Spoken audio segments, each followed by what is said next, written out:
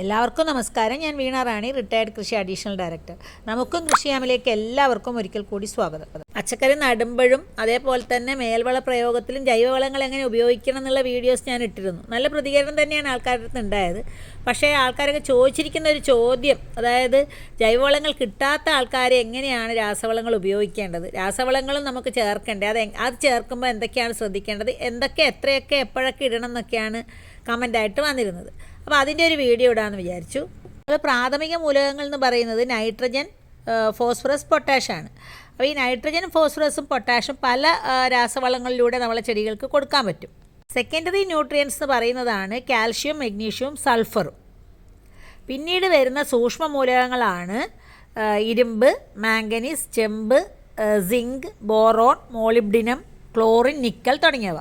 ഇത് ഓരോന്നിനും ഓരോ ഡ്യൂട്ടിയാണ് കേട്ടോ. അതായത് നൈട്രജൻ കൊടുത്തത് കൊണ്ട് കൂടുതൽ കൊടുത്തു, അതുകൊണ്ട് പൊട്ടാസ്യം കുറച്ച് കുറക്കാം, അങ്ങനെയൊന്നും പറ്റില്ല. ഓരോ ചെടികൾക്കും ഓരോ മൂലകങ്ങളും വളരുന്ന സമയത്തും അതേപോലെ ഉൽപ്പാദന സമയത്തും ഓരോരോ ഡ്യൂട്ടീസാണുള്ളത്. അപ്പോൾ ഏതൊക്കെയാണെന്ന് നോക്കാം. മണ്ണൊരുക്കുന്ന സമയത്ത് നമ്മൾ ആദ്യം തന്നെ ചേർക്കേണ്ട ഒന്നാണ് കുമ്മായം. ഞങ്ങളെപ്പോഴും പറയാറുണ്ട്, അതായത് പൊടിഞ്ഞ കുമ്മായം. പൊടിഞ്ഞ കുമ്മായത്തിലെ പ്രധാന കണ്ടൻറ്റ് കാൽഷ്യമാണ്. കാൽഷ്യമാണ് കോശഭിത്തിയിലെ പ്രധാന ഘടകം. അതുകൊണ്ട് തന്നെ നമ്മളുടെ ചെടികളുടെ തണ്ടിനും എല്ലാം നല്ല ഉറപ്പുണ്ടാവാനും സെൽ വോൾ നല്ല കട്ടിയുള്ളതാക്കാനും കാൽഷ്യം വേണം. കാൽഷ്യം ഉണ്ടെങ്കിലുള്ളൊരു പ്രധാനപ്പെട്ട ഗുണം എന്താ അറിയോ, മറ്റ് മൂലകങ്ങൾ ആഗിരണം ചെയ്യാനും അത് വിതരണം ചെയ്യാനും കാൽഷ്യം സഹായിക്കും. അതുപോലെ തന്നെ വേരുകളുടെ വളർച്ചയ്ക്കും വികാസത്തിനും കാൽഷ്യം വേണം. പിന്നെ മണ്ണിലുള്ള അസിഡിറ്റി ന്യൂട്രലൈസ് ചെയ്യണമെങ്കിൽ നമ്മൾ കുമ്മായ വസ്തുക്കൾ, പൊടിഞ്ഞ കുമ്മായമൊക്കെ ചേർത്തേ പറ്റൂ. ഒരു കാര്യമുണ്ട്, ഇത് നമ്മൾ മണ്ണൊരുക്കുന്ന സമയത്ത് ആദ്യം തന്നെ ചേർക്കുന്നതാണ് അതിൻ്റെ ശരി. അതായത് മണ്ണൊരുക്കുന്ന സമയത്ത് ചെടികൾ നമ്മൾ നടുന്നതിന് 15 ദിവസം മുമ്പെങ്കിലും കുമ്മായ വസ്തുക്കൾ ചേർത്ത് മണ്ണുമായി ഇളക്കി ചേർത്തേ പറ്റൂ. ചെടികൾക്ക് രോഗങ്ങൾ വരാതെ സംരക്ഷിക്കാനും ഈ മണ്ണിലെ പുളിരസം മാറ്റുന്നത് കൊണ്ട് കഴിയുന്നുണ്ട്. ഇനിയിപ്പോൾ മണ്ണൊരുക്കുന്ന സമയത്ത് ചേർത്തില്ല എന്നുണ്ടെങ്കിൽ മണ്ണ് നന്നായി നനച്ചു കൊടുത്തതിന് ശേഷം പൊടിഞ്ഞ കുമ്മായം ചേർത്ത് മണ്ണുമായിട്ട് ഇളക്കി ചേർക്കുക. ഒരു കുമ്മായം എന്ന് പറയാനുള്ള കാരണം മണ്ണിൻ്റെ പുളിരസം പെട്ടെന്ന് കളയാനുള്ള കഴിവും കുമ്മായത്തിനുണ്ട്. അതുപോലെ തന്നെ കാൽഷ്യം സപ്ലിമെൻറ്റ് പെട്ടെന്ന് തന്നെ നൽകാനുള്ള കഴിവും കുമ്മായത്തിനുണ്ട്. അതുകൊണ്ടാണ് ഈ കുമ്മായം എന്ന് എടുത്ത് പറയുന്നത്. ഒരു കാര്യമുണ്ട്, ചേർക്കുന്ന സമയത്ത് നന്നായി മണ്ണ് നനച്ചു കൊടുത്തതിന് ശേഷം മാത്രമേ കുമ്മായ വസ്തുക്കൾ ചേർക്കാൻ പാടുള്ളൂ. അതുപോലെ തന്നെ 15 ദിവസത്തേക്ക് ജൈവവളങ്ങൾ പോലും ചേർക്കാതിരിക്കുന്നതാണ് നല്ലത്. കാരണം ഈ കുമ്മായത്തിൻ്റെ ആക്ടിവിറ്റി വളരെ ഫാസ്റ്ററാണ്. അപ്പോൾ അതിൻ്റെ ഇടയിൽ വേറെ ഒന്നും ചേർക്കാതിരിക്കുന്നതാണ് ഏറ്റവും നല്ലത്. അടുത്തത് നമ്മൾ ജൈവവളങ്ങൾ തന്നെയാണ്. ജൈവവളങ്ങൾ ചേർക്കുന്നതിനോടൊപ്പം തന്നെ നമുക്ക് ചേർക്കാൻ പറ്റുന്ന ഒരു വളമാണ് എല്ലുപൊടി. എല്ലുപൊടിയിൽ പ്രധാനമായിട്ട് അടങ്ങിയിരിക്കുന്ന ഘടകം എന്ന് പറയുന്നത് ഫോസ്ഫറസ് ആണ്. അതായത് നമ്മുടെ കോശങ്ങളിലുള്ള ന്യൂക്ലിയസിൻ്റെ പ്രധാന ഘടകമാണ് ഫോസ്ഫറസ്. അതേപോലെ തന്നെ ചെടികളുടെ വളരുന്ന ഭാഗങ്ങളിലെ സെൽസിൻ്റെ ഡെവലപ്മെൻറ്റിനും അത് നന്നായിട്ട് വളരുന്നതിനും ഫോസ്ഫറസ് വേണം. പിന്നെ വേരുകൾ നന്നായിട്ടുണ്ടാവാൻ, നല്ല കരുത്തോടെ ചെടികൾ വളരാൻ, ഇതിനൊക്കെ ആവശ്യമായിട്ടുള്ള ഒന്നാണ് ഫോസ്ഫറസ്. പലപ്പോഴും ചെടികളുടെ വളർച്ച മുരടിക്കുന്നു, അല്ലെങ്കിൽ ചെടികൾ പെട്ടെന്ന് വളരുന്നില്ല എന്നുള്ളതൊക്കെ നമ്മൾ പ്രശ്നങ്ങൾ പറയുന്നുണ്ടെങ്കിൽ അവിടെ മനസ്സിലാക്കേണ്ടത് ഫോസ്ഫറസ് എന്ന് പറയുന്ന മൂലകം അവിടെ ഇല്ലാത്തത് കൊണ്ടാണ്. അപ്പോൾ അത് കൊടുക്കാനുള്ള 2 സംഗതികളാണ്. ഒന്നുകിൽ നമുക്ക് രാജ്ഫോസ് ചേർത്ത് കൊടുക്കാം, അല്ലെങ്കിൽ എല്ലുപൊടി. രണ്ടാണെങ്കിലും ഫോസ്ഫറസിൻ്റെ ഒരു പ്രധാന സോഴ്സാണ്. പക്ഷേ നമ്മളിപ്പോൾ ഷോപ്പിലൊക്കെ വാങ്ങാൻ കിട്ടുന്ന എല്ലുപൊടി എന്ന് പറഞ്ഞാൽ വലിയ ക്വാളിറ്റി ഇല്ലാത്തത് കൊണ്ട് തന്നെ നമുക്ക് രാജ്ഫോസ് ഉപയോഗിക്കാം. രാജ്ഫോസ് എന്ന് പറയുന്നത് ജൈവവളം തന്നെയാണ്, മണ്ണിൽ നിന്ന് കുഴിച്ചെടുക്കുന്ന ഒന്നാണ്. രാജസ്ഥാനിൽ നിന്ന് കുഴിച്ചെടുക്കുന്നത് കൊണ്ടാണ് രാജ്ഫോസ് എന്നുള്ള പേര് വന്നിട്ടുള്ളത്. 1 സെൻറ്റ് സ്ഥലത്തെ പച്ചക്കറി ചെയ്യുമ്പോഴത്തേക്ക് നമുക്ക് 1 കിലോഗ്രാം എല്ലുപൊടി ജൈവവളത്തോടൊപ്പം ചേർത്തിട്ട് തന്നെ ഉപയോഗിക്കാം. ഒരു ഗ്രോ ബാഗിലേക്കാണെങ്കിൽ ഒരു 50 ഗ്രാം വരെ മാക്സിമം നമ്മൾ ജൈവവളത്തോടൊപ്പം മിക്സ് ചെയ്തിട്ട് ഉപയോഗിക്കാം. എങ്ങനെയാണെങ്കിലും ഫോസ്ഫറസ് വളങ്ങൾ ചേർക്കേണ്ടത് ചെടികൾ നടുന്നതിന് മുന്നേ തന്നെയാണ്. അതായത് അടിസ്ഥാന വളത്തോടൊപ്പം അല്ലെങ്കിൽ മറ്റ് ജൈവവളത്തോടൊപ്പം മിക്സ് ചെയ്തിട്ട് ഉപയോഗിക്കേണ്ട ഒന്നാണ് ഫോസ്ഫറസ് വളങ്ങൾ. കാരണം ഇന്നിപ്പോൾ അവൈലബിൾ ആയിട്ടുള്ള ഫോസ്ഫറസ് വളങ്ങളൊന്നും തന്നെ പെട്ടെന്ന് ഡൈജസ്റ്റ് ചെയ്തിട്ട് ചെടിക്ക് വലിച്ചെടുക്കാൻ പറ്റുന്ന രൂപത്തിലുള്ളതല്ല. അതുകൊണ്ട് തന്നെ തുടക്കത്തിൽ മണ്ണൊരുക്കുന്ന സമയത്ത് ജൈവവളത്തോടൊപ്പം ചേർക്കണം എന്നുള്ള നിർബന്ധം ഫോസ്ഫറസ് വളങ്ങൾക്കുണ്ട്. അല്ലെങ്കിൽ നമുക്കൊരു കാര്യം ചെയ്യാൻ പറ്റുന്നത് വെച്ചാൽ, നമ്മളിപ്പോൾ ജൈവവളത്തിൻ്റെ ഒരു യൂണിറ്റ് ഉണ്ടെന്ന് വിചാരിച്ചോ, മണ്ണിര കമ്പോസ്റ്റോ എന്തെങ്കിലും കമ്പോസ്റ്റ് നിർമ്മാണ യൂണിറ്റ് ഉണ്ടെങ്കിൽ അതോടൊപ്പം തന്നെ നമുക്ക് എല്ലുപൊടി അവസാനത്തെ ഒരു 15 ദിവസം മുമ്പ് അല്ലെങ്കിൽ 25 ദിവസം മുമ്പ് ചേർത്ത് കൊടുത്താൽ അപ്പോൾ നമ്മൾ ജൈവവളം തന്നെ ഫോസ്ഫറസ് എൻറിച്ച്ഡായി പോകും എന്നുള്ളതാണ് അതിൻ്റെ ഒരു ഗുണം. അത്യാവശ്യമായി ചേർക്കേണ്ട ജൈവവളങ്ങളുടെ കാര്യം മാത്രമേ ഞാൻ പറയുന്നുള്ളൂ കേട്ടോ. ഇപ്പോൾ ഇത് കണ്ടോ, വാഴ. മിക്കവാറും എല്ലാ ദിവസവും വരുന്ന ഫോട്ടോസ് ഇതുപോലത്തെ വാഴ എനിക്കുണ്ട്. കാരണം ഇലകൾ തുറക്കാൻ പറ്റുന്നില്ല. മഴക്കാലം കഴിഞ്ഞപ്പോഴത്തേക്ക് ഇലകളൊക്കെ ഇങ്ങനെ ചുരുണ്ട് നിൽക്കുന്നു. അതേപോലെ തന്നെ ഇലയുടെ അരികുകൾ കരിഞ്ഞ് ഉണങ്ങി അകത്തേക്ക് വരുന്നു. ഇതൊക്കെ ഒരുപാട് കർഷകരും കൃഷിയെ സ്നേഹിക്കുന്ന ആൾക്കാർ ഇടുന്ന സിംറ്റംസാണ്. ഇലയുടെ അരികുന്ന അകത്തേക്ക് അരിയുന്നത് എന്നുള്ളത് പൊട്ടാസ്യം എന്ന് പറയുന്ന മൂലകത്തിൻ്റെ അഭാവ ലക്ഷണമാണ്. പലപ്പോഴും നല്ല വളർച്ചയെത്തിയ ചെടിയിൽ നല്ല കായ്ഫലം ഉണ്ടാവാതെ വരുന്നത്, ഇതുപോലെ ഇലകളുടെ അരികുകൾ ഇങ്ങനെ കരിഞ്ഞ് അകത്തേക്ക് വരുന്നത്, ഇതൊക്കെ പൊട്ടാസ്യം എന്ന് പറയുന്ന മൂലകത്തിൻ്റെ അഭാവലക്ഷണമാണ്.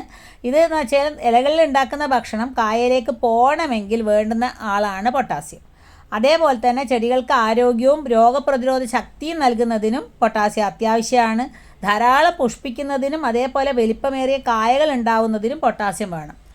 അപ്പോൾ ഇങ്ങനെ നോക്കിക്കഴിഞ്ഞാൽ പൊട്ടാസ്യം നമ്മൾ ചേർത്തേ പറ്റൂ.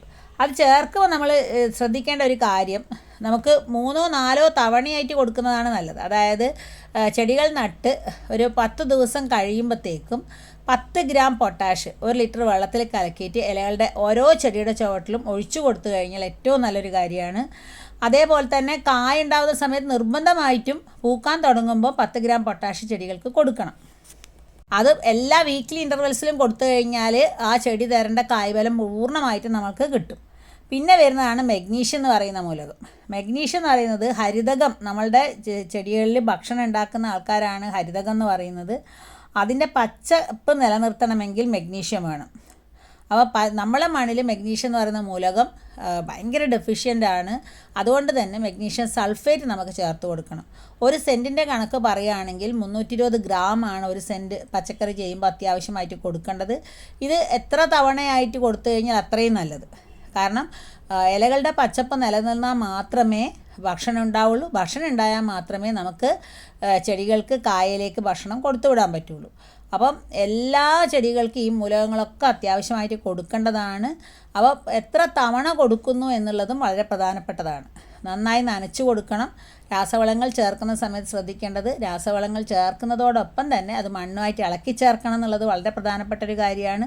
അതേപോലെ അവിടെ കളകളുണ്ടെങ്കിൽ അത് നീക്കം ചെയ്യണം എന്നുള്ളതും പ്രധാനപ്പെട്ട കാര്യമാണ്. പലപ്പോഴും മണ്ണ് ചെടികളുടെ ചുറ്റും കൂട്ടിക്കൊടുക്കുന്നത്, രാസവളങ്ങൾ ചേർത്തതിന് ശേഷം മണ്ണ് കൂട്ടിക്കൊടുത്ത് നന്നായിട്ട് നനച്ചു കൊടുത്തു കഴിഞ്ഞാൽ ഉൽപ്പാദനം തീർച്ചയായിട്ടും കൂടും. ഇതോടൊപ്പം കൂട്ടി വായിക്കേണ്ട ഒരു കാര്യമുണ്ട്. നമ്മുടെ ആരോഗ്യത്തിന്, അതായത് ഇപ്പോൾ ഡയബറ്റിക് ആയ ഒരാളെ സംബന്ധിച്ചിടത്തോളം അവരുടെ ശരീരത്തിലെ മഗ്നീഷ്യത്തിൻ്റെ അളവ് കുറഞ്ഞു പോകുന്നത് ഡയബറ്റിക് ആവാനുള്ള സാധ്യത കൂടുന്നു. അപ്പോൾ നമ്മൾ പറയില്ലേ, മനുഷ്യ നീ മണ്ണാകുന്നു, മണ്ണിലേക്ക് തന്നെ മടങ്ങുന്നു എന്ന് പറയുന്നത് വളരെ കൃത്യമായിട്ടുള്ള കാര്യമാണ്. കാരണം നമ്മളെ മണ്ണിലുള്ള ന്യൂട്രിയൻസ് മാത്രമേ ചെടികൾക്ക് വലിച്ചെടുക്കാൻ പറ്റുള്ളൂ. ആ വലിച്ചെടുക്കുന്ന മൂലകങ്ങൾ മാത്രമേ ചെടികൾക്ക് അതിൻ്റെ കായയിലേക്ക് നിക്ഷേപിക്കാൻ പറ്റുള്ളൂ. ആ കായയാണ് നമ്മൾ കഴിക്കുന്നത്. അപ്പം മനുഷ്യൻ മണ്ണിലുള്ള കാര്യങ്ങൾ തന്നെയാണ് നമ്മളിൽ ഉള്ളത് എന്നുള്ളതാണ് അതിലൊരു സത്യം. അപ്പോൾ അതേപോലെ തന്നെ നമ്മൾ വേറൊരു കാര്യം ശ്രദ്ധിക്കേണ്ടത്, നമ്മളെ ശരീരത്തിൽ ഏതൊക്കെ ന്യൂട്രിയൻസിൻ്റെ കുറവുണ്ടോ അത് നമ്മൾ കഴിക്കുന്നതിനേക്കാളും നല്ലത് ചെടികൾക്കത് കൊടുക്കുന്നതാണ്. ആ ന്യൂട്രിയൻസ് ചെടികൾക്ക് വളരെ അത്യാവശ്യമായിട്ടുള്ളതാണ്. ചെടികൾക്ക് ഏതൊക്കെ ഡെഫിഷ്യൻ്റ് ആയിട്ടുണ്ടോ അതൊക്കെ അത് കഴിക്കുന്ന നമ്മളിലും ഡെഫിഷ്യൻ്റാണ്. നമ്മൾ കേരളം എന്ന് പറയുന്ന പ്രമേഹ രോഗികളുടെ തലസ്ഥാനവും ഹൃദ്രോഗികളുടെ നാടൊക്കെ ആയിപ്പോയത് ഈ മഗ്നീഷ്യവും പൊട്ടാസ്യവും നമ്മളെ മണ്ണിൽ ഇല്ലാതായി പോയതുകൊണ്ടെന്ന് ഞാൻ ചിലപ്പോൾ ഇങ്ങനെ വിചാരിക്കും. ആരോടും ഞാനങ്ങനെ ഡിസ്കസ് ചെയ്യാറില്ല. എന്നാൽ ഈ മഗ്നീഷ്യവും പൊട്ടാസ്യവും നമ്മളെ ശരീരത്തിലും കുറവാണ്. അതുകൊണ്ടാണല്ലോ ഇത്രയധികം ആൾക്കാർ ഡയബറ്റിക്കും ഇത്രയധികം ആൾക്കാർ ഹൃദ്രോഗികളൊക്കെ ആയി മാറിയിട്ടുള്ളത്. നമ്മളെ ഹാർട്ടിൻ്റെ മിടിപ്പിന് അവിടെ പൊട്ടാസ്യം വേണം. അപ്പം നമ്മളെ ശരീരത്തിൽ പൊട്ടാസ്യം ഇല്ല. എല്ലാവരും പറയും പഴം കഴിച്ചാൽ കിട്ടുന്നു. നേന്ത്ര കൃഷി ചെയ്യുന്ന സമയത്ത് അവിടെ നമ്മൾ 5 തവണയായിട്ട് 100 ഗ്രാം വീതം പൊട്ടാഷ് ചേർത്താൽ മാത്രമേ ചെടിക്ക് അത്രയും പൊട്ടാസ്യം കിട്ടുള്ളൂ. അപ്പോൾ പച്ചക്കറി നടുന്ന സമയത്ത് ഇത് നമുക്ക് പെട്ടെന്ന് നമ്മൾ തന്നെ കൃഷി ചെയ്യുമ്പോൾ ഈ മൂലകങ്ങൾ നമ്മൾ മണ്ണിൽ ചേർത്ത് കൊടുക്കുക. മണ്ണിൽ ചേർത്ത് കൊടുത്താൽ മാത്രമേ ചെടികൾക്ക് അത് വലിച്ചെടുക്കാനും ആരോഗ്യത്തോടെ വളരാനും ആരോഗ്യപരമായിട്ടുള്ള കായകൾ അതിലേക്ക് കൊടുക്കാനും പറ്റുള്ളൂ. ഇത് കഴിക്കുന്ന നമ്മൾ ആരോഗ്യവാന്മാരായിട്ട് മാറും എന്നുള്ള കാര്യത്തിൽ യാതൊരു സംശയമില്ല. അപ്പം ജൈവവളങ്ങളോടൊപ്പം തന്നെ ഈ അത്യാവശ്യമായിട്ടുള്ള രാസവളങ്ങൾ ആവശ്യമായ സമയത്ത് ആവശ്യമായ രീതിയിൽ നൽകിയാൽ കൃഷി ബമ്പറടിക്കും. അപ്പോൾ ഈ വീഡിയോ തീർച്ചയായിട്ടും നിങ്ങൾക്ക് ഉപയോഗപ്പെടും തന്നെയാണ് ഞാൻ വിചാരിക്കുന്നത്. ഇഷ്ടമായെങ്കിൽ please like, share and subscribe. അതുപോലെ തന്നെ നിങ്ങളുടെ ആവശ്യങ്ങൾ, നിർദ്ദേശങ്ങൾ, അഭിപ്രായങ്ങൾ, പ്രശ്നങ്ങൾ ഇതൊക്കെ തന്നെ നിങ്ങൾക്ക് കമൻ്റായിട്ട് അറിയിക്കാം. ഇത് തന്നെയാണ്, ഇതിപ്പോൾ എനിക്ക് വന്നിട്ടുള്ള കുറേ കമൻറ്റിൽ നിന്നാണ് ഈ ഒരു വീഡിയോ ജനിച്ചത് തന്നെ. അപ്പോൾ വീണ്ടും ഒരു കാർഷിക വീഡിയോയുമായി കാണുന്നത് വരെ നന്ദി, നമസ്കാരം.